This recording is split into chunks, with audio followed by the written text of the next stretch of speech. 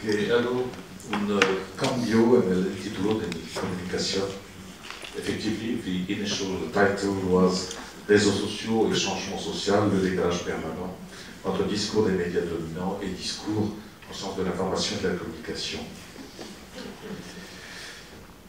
El nuevo título, más preciso y aclarando, es Médias sociaux, numériques et changements sociaux, pourtour méditerranéen des jeux croisés d'acteurs contrariant toute lecture déterministe, notamment portée par les médias traditionnels. Y entre los actores sociales, obviamente, yo incluí las periodistas y los medios tradicionales. I would like to do my speech following Professor Michel Martin-Prez. But doing that in a Celtic language, I realized that I'd be alone to understand. So I'm speaking French, but some of on the screen of my PowerPoint is written in English. Médias sociaux, technologie d'information, changements sociaux et pourtour méditerranéen, des jeux croisés d'acteurs. Oh.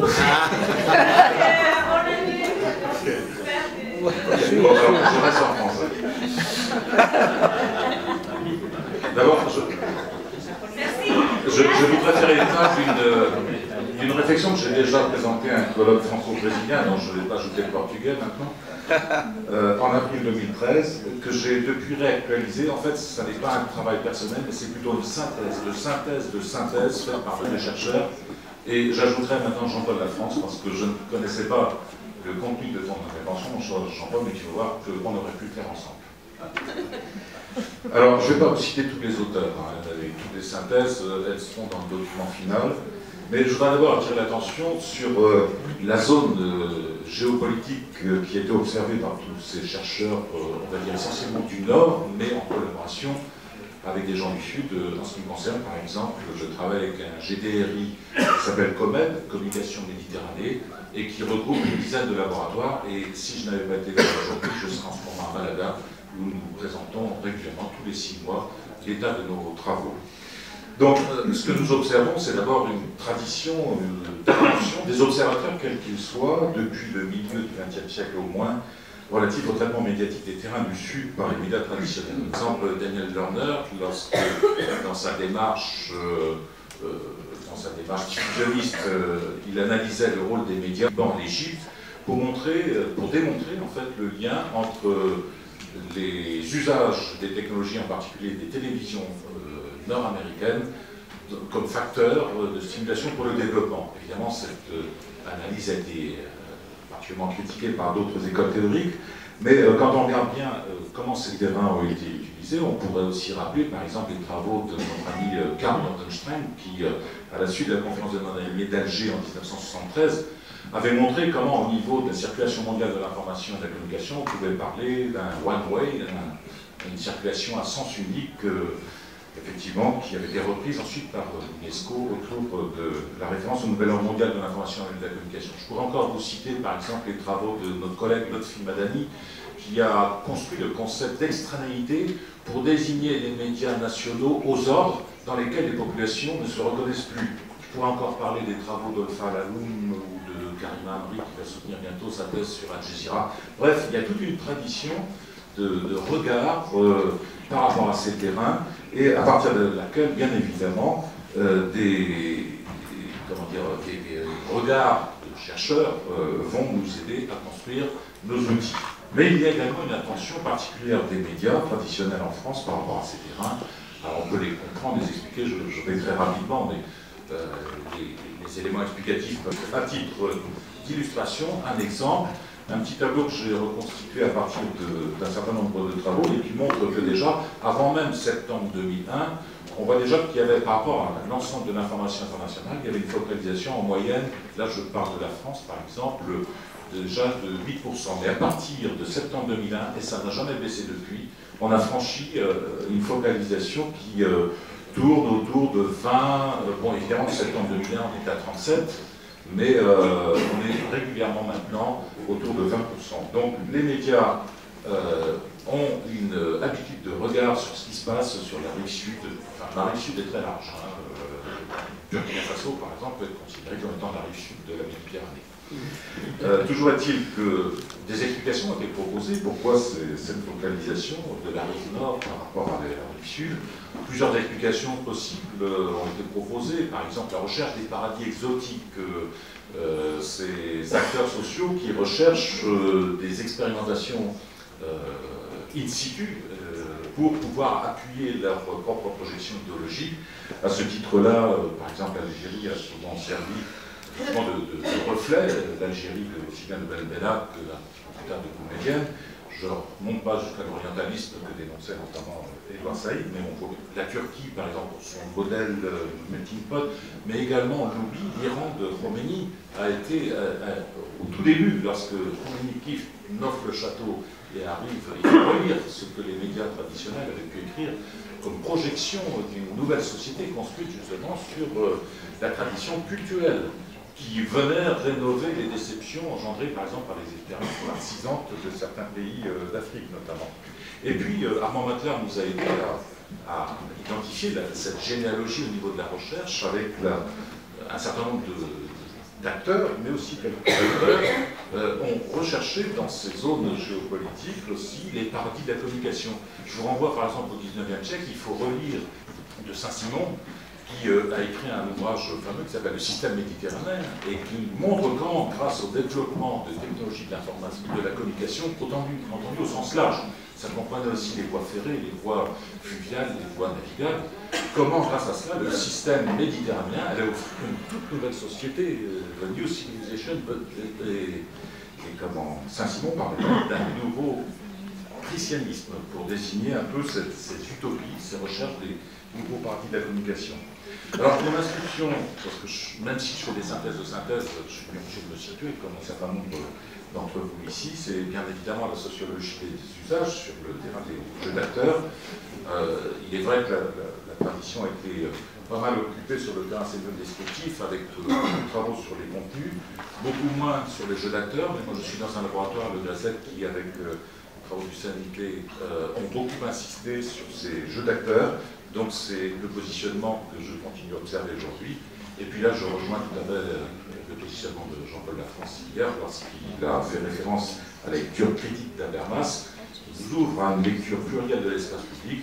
Je travaille, par exemple, pour simplement me situer de très près avec mon ami suédois Peter Alfven, dont les travaux portant sur les rapports entre télévision, Internet, citoyenneté et espace public nous offre une lecture critique d'Habermas, insistant sur le fait que l'espace public est caractérisé entre un modèle unitaire et un modèle pluriel.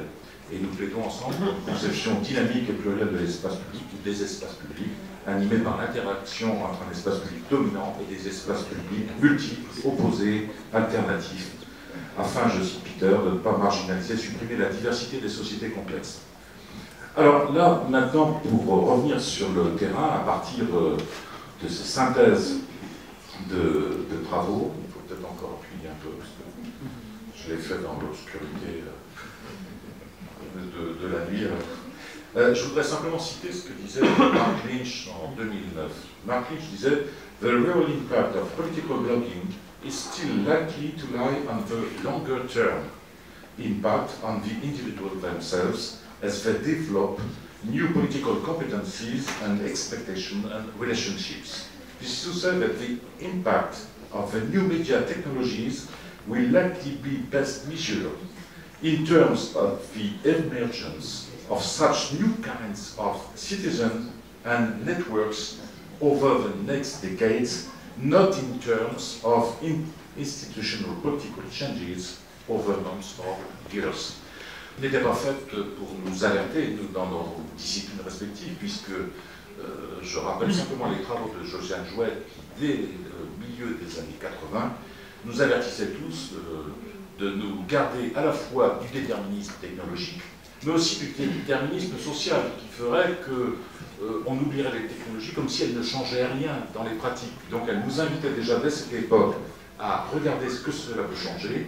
Et c'est dans cet esprit-là, puisque j'ai travaillé aussi avec Josiane Jouette, que je vous propose là deux synthèses par rapport à ce que, par exemple, Jean-Paul a présenté hier sur les regards croisés relatifs au, entre guillemets, printemps arabe. J'ai du mal maintenant à prononcer printemps arabe. Alors, le premier constat qui sort de toutes les synthèses est celui-ci: les technologies de l'information et de la communication, y compris les réseaux sociaux numériques, offrent de nouvelles possibilités d'interaction civique et informationnelle hors des médias traditionnels. Effectivement, de nombreux travaux nous permettent d'abord de voir que sur le plan d'agir communicationnel, il y a des échanges d'informations que les médias traditionnels ne prennent pas, ils n'ont pas pris en charge. Nous avons de nombreux témoignages d'enquêtes terrain qui nous montrent que par exemple, j'ai une citation ici, quelqu'un qui me dit « Nous avons appris la création du hashtag #SidiBouzid sous Twitter. Le mot-clé pour suivre les sujets se rapportant aux éléments de Tunisie. Jusqu'au 25 décembre 2010, nous n'avions pas d'informations nous parvenant des médias traditionnels. » Alors, comme le disait Jean-Paul Lafrance hier, j'ai pris beaucoup de notes de ton intervention, Jean-Paul, les médias sociaux ouvrent effectivement de nouvelles pratiques éditoriales, de nouvelles façons de publier l'information, et tous les travaux auxquels j'ai eu accès nous donnent qu'un exemple. Alors, je ne vais pas revenir sur tous ces exemples, mais déjà nous montrent, par exemple, qui permettent de rendre visible, audible, ce qui autrefois était dans l'indicible ou peut-être rangé dans l'espace public, dans l'espace privé. Aujourd'hui, ça devient une espèce de... Certains auteurs parlent d'une culture de l'entre-soi qui est en train de se développer, donc il se passe quelque chose et qui est important à analyser. On le voit par exemple, j'ai eu accès à des travaux au Liban où j'interviens régulièrement, on voit comment certains sites francophones jouent de la francophonie, mais pas seulement pour promouvoir la francophonie, mais également parce que ça les positionne en tant qu'acteurs sociaux, ça leur permet de jouer des diasporas, ça leur permet d'échapper à certaines traditions partisanes des médias traditionnels. Deuxième point, l'informationnalisation croissante que nous observons. Quand on parle d'informationnalisation, c'est effectivement ce développement de la circulation d'informations ouvre les jeux d'acteurs en direction des médias traditionnels. À certains moments, on entend parler d'opposition entre les médias sociaux, numériques ou autres, et puis les médias traditionnels. En fait, ce que toutes les études nous montrent, c'est qu'il y a des jeux croisés qui s'exercent, et on a des tas d'exemples où on voit que... Je vais prendre un seul exemple qui est significatif, j'en ai plein que je ne voudrais pas citer évidemment, puisque ce sont des synthèses de synthèses, mais un qui est significatif. On a une collègue de notre laboratoire qui est arabisante, et c'est important pour nous pour comprendre aussi certains éléments. Elle a analysé des tweets et elle s'aperçoit que les mêmes personnes, les mêmes acteurs sociaux peuvent diffuser des tweets en langue vernaculaire, en langue traditionnelle, et en même temps diffuser des tweets en pure English of Oxford, elegant English, et ce sont les mêmes personnes. Et là, on s'est interrogé pourquoi, effectivement, ces changements de langue, et on s'est aperçu que, quand on les interrogeait, ils expliquaient que c'était une manière aussi pour eux, à la fois pour alerter à l'extérieur, mais pour regagner en feedback une espèce de légitimité sociale auprès de leur propre communauté d'origine, puisqu'on les citait à l'international. Donc on voit qu'on ne peut pas avoir ces visions cloisonnées des jeux, en fait ils sont tous croisés. Alors la même chose au niveau des médias traditionnels, dont je passe, je ne vais pas prolonger tous les exemples. Le point 3 que je voudrais développer, c'est que ces médias traditionnels ont également développé en retour des rapports de coopétition. C'est-à-dire à la fois ils se sentent concurrencés, mais en même temps ils sentent qu'ils ont intérêt à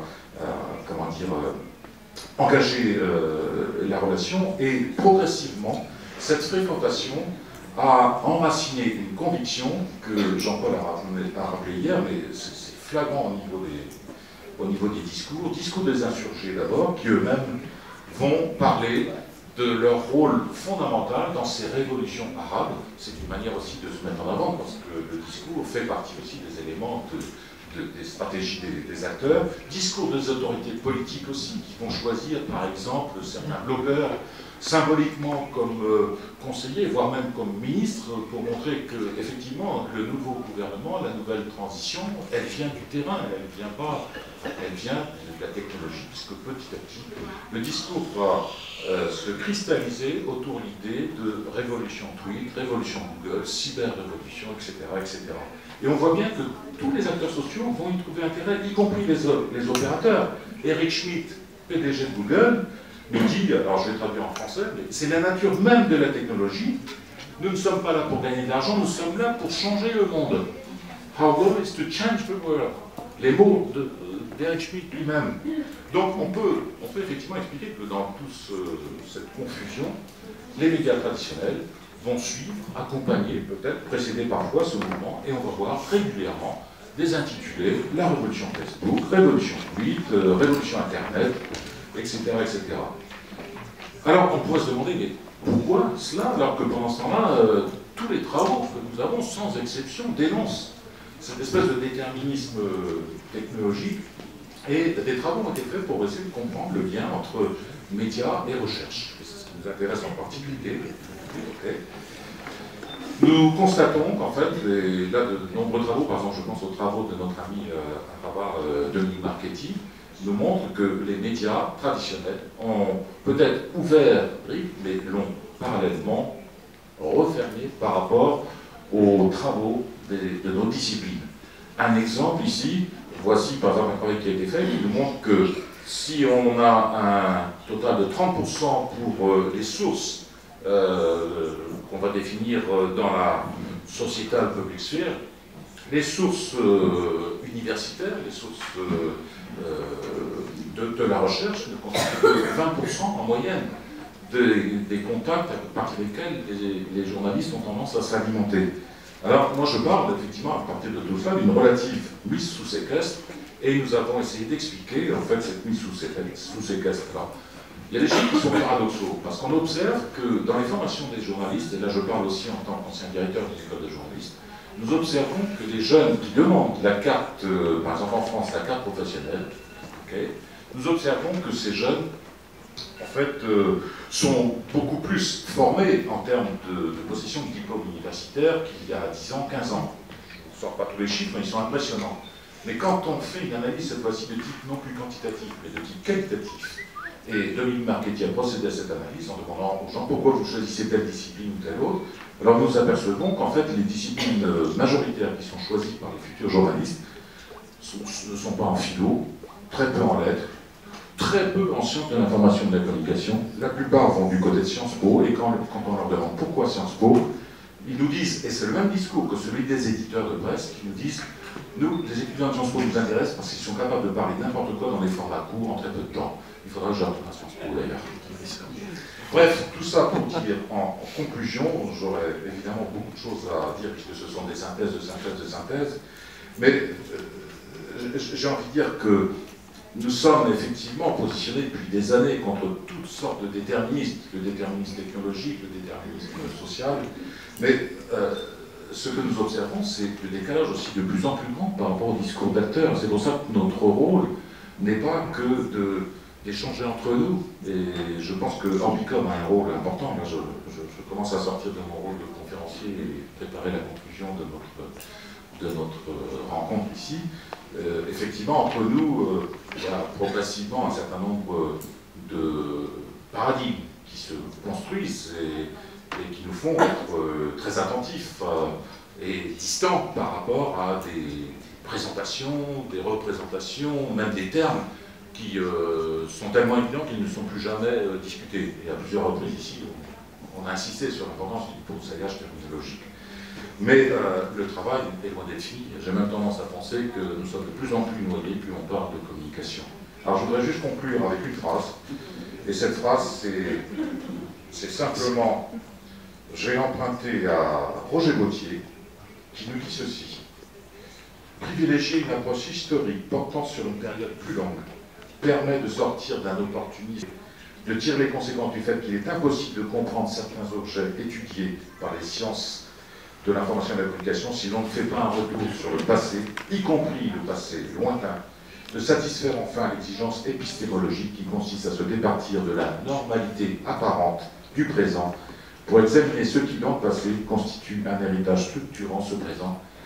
Eh bien, je pense que nous sommes là aussi, nous, tous ensemble, pour entretenir cet héritage de manière à ne pas se sacrifier à ce règne de l'actualité qui nous fait courir d'un objet à l'autre sans peut-être se donner les moyens et les outils de les comprendre.